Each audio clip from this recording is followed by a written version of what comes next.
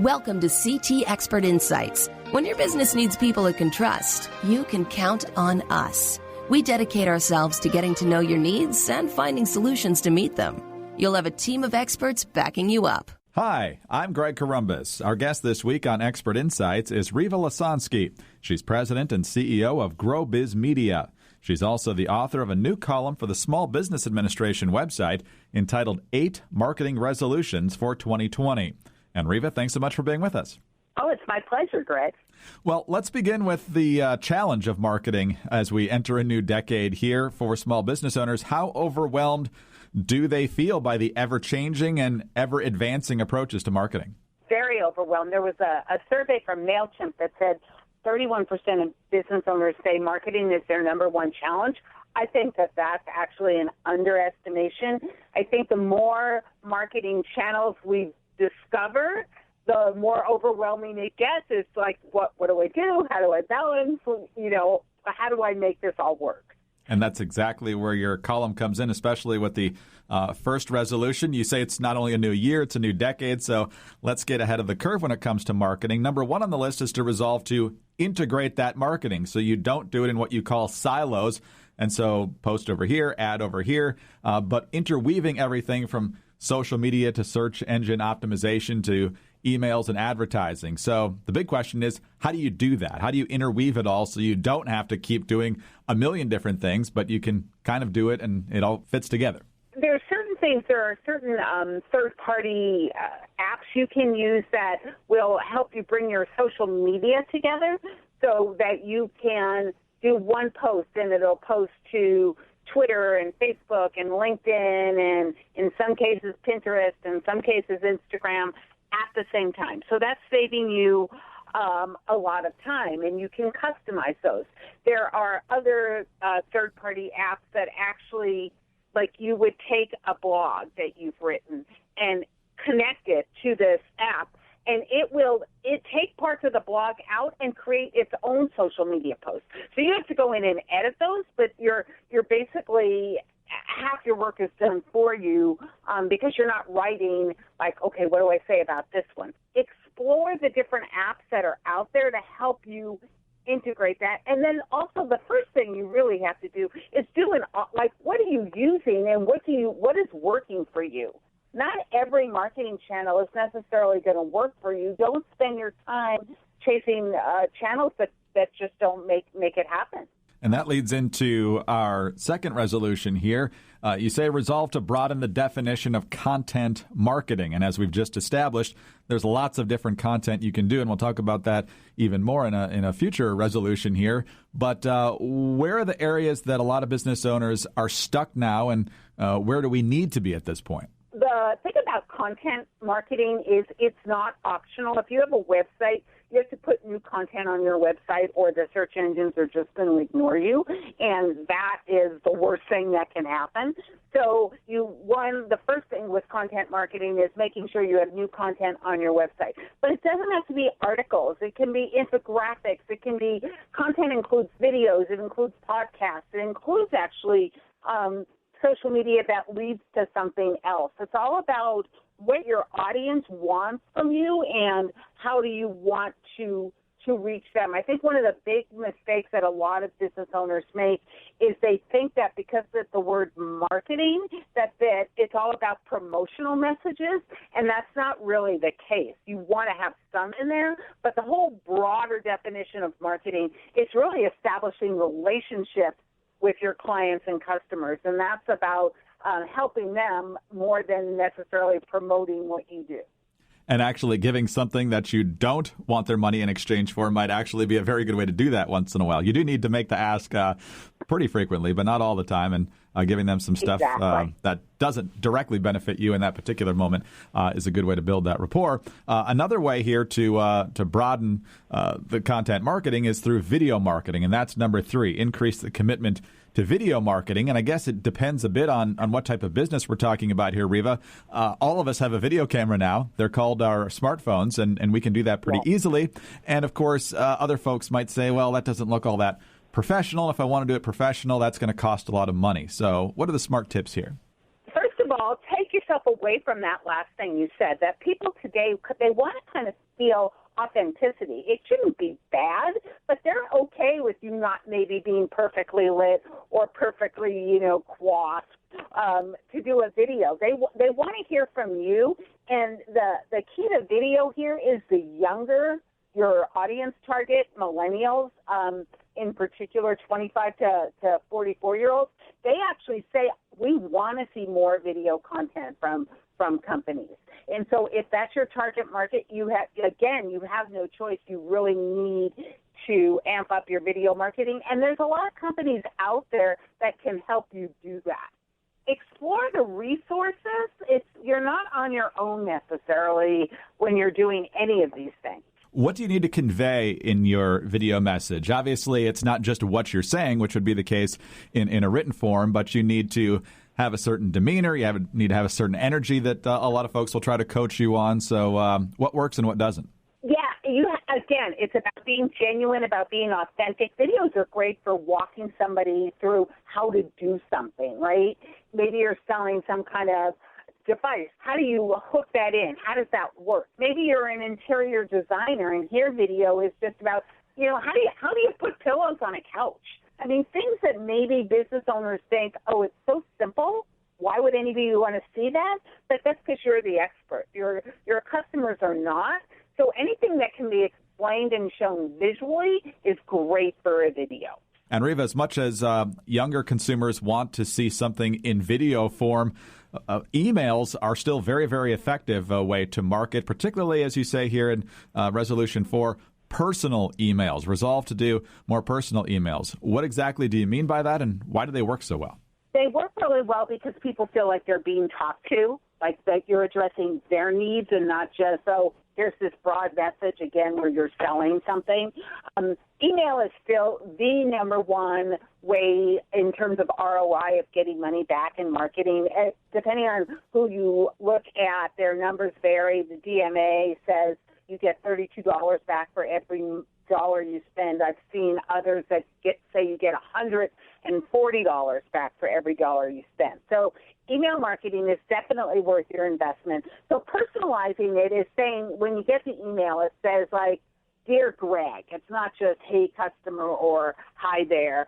So it's Dear Greg, and then it's based on you're using your knowledge of what people have bought from you before, what they're interested in what you're pitching to them.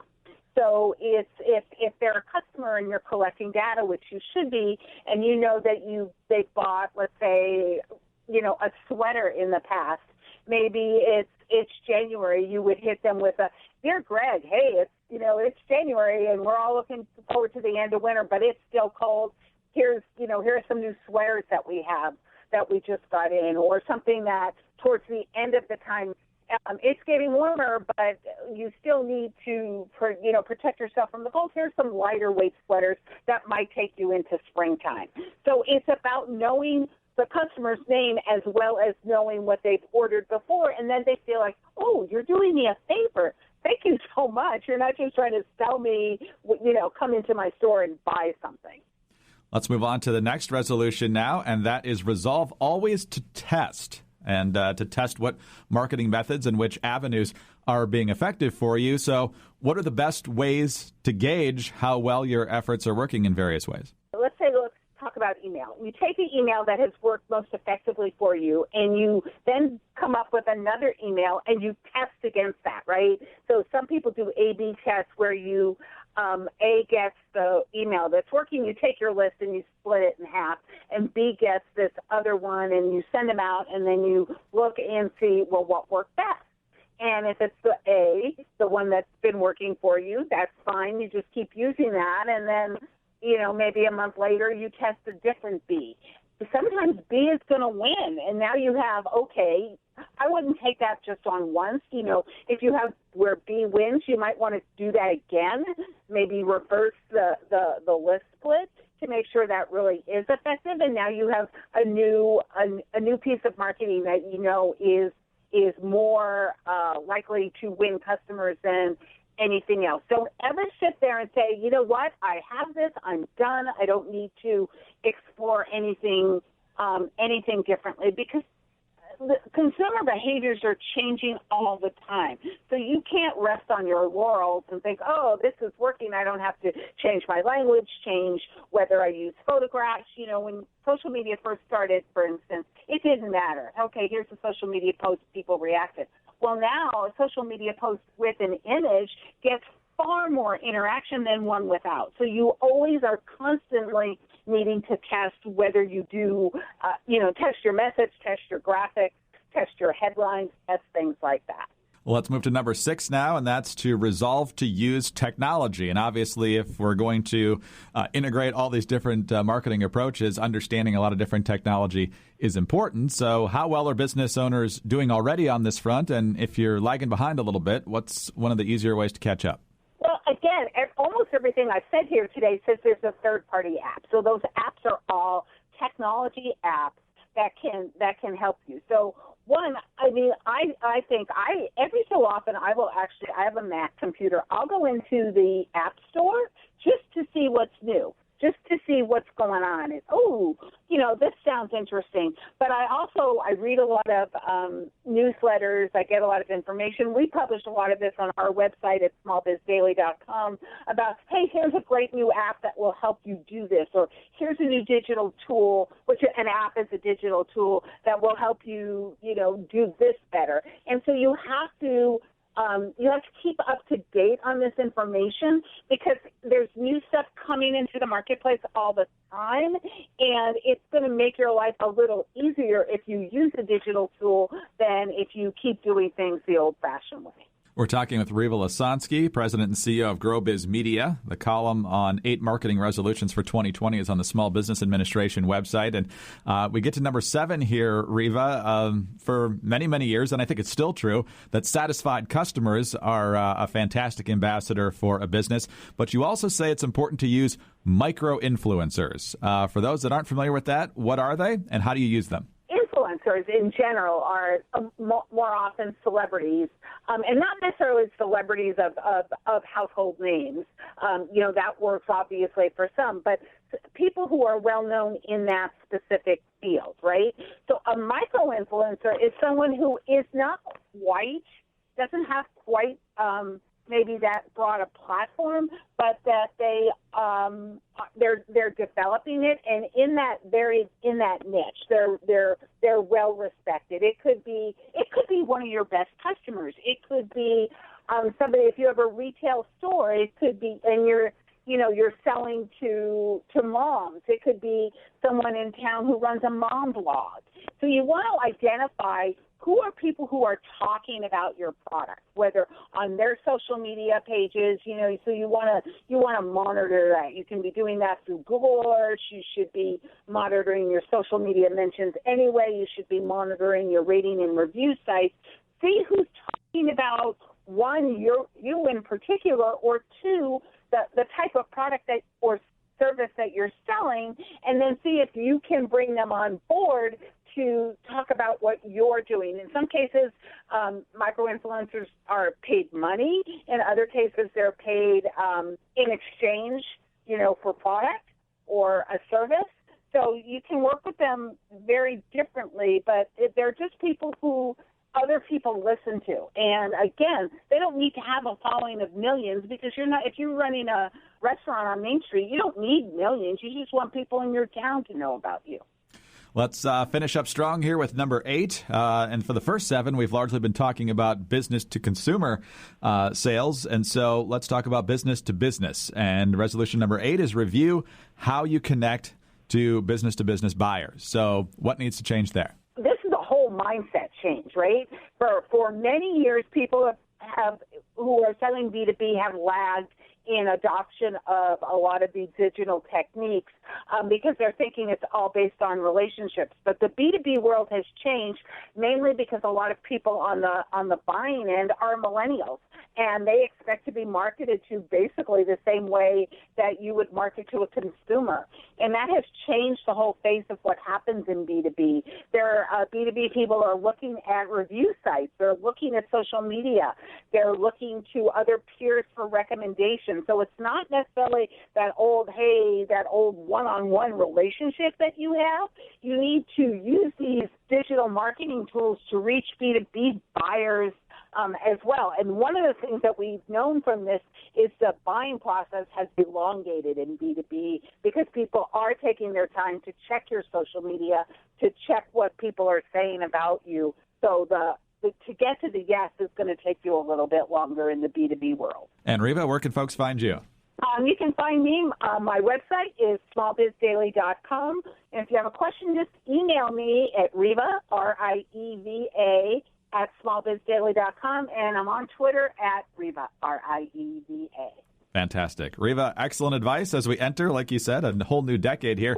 Really appreciate it, and best wishes to you in the year ahead. Thank you. You too, Greg. Thank you. Reva Lisonsky, President and CEO of Grow Biz Media. SmallBizDaily.com is the website. She's also the author of a new column for the Small Business Administration website entitled 8 Marketing Resolutions for 2020. I'm Greg Corombos, and for more information on this topic, please call CT at 844-787-7782. With 125 years of experience, CT is here to help you at every stage of the business life cycle.